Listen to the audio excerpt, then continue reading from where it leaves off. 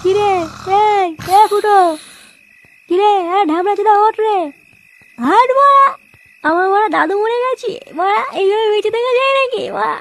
আরে গুলমারি ওঠ বাড়া, মানে সেই থেকে আবার শুয়ে গেছে মালমূল খেয়ে। আমি সবাই মরা মরা পুরনো হয়ে গেল, আমরা বাড়ি যাচ্ছি, চোদনা মারা ঘুমিয়ে আছে।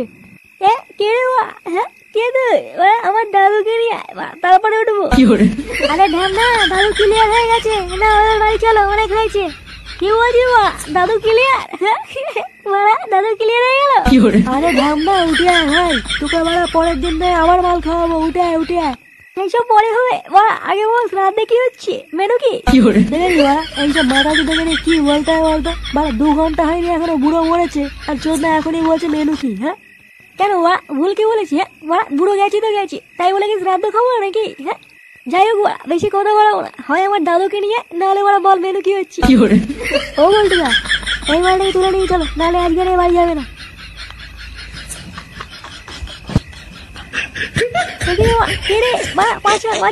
খুচরো পয়সা নেই, 5 নাকি সেটা রাখি দেবো। ছাড়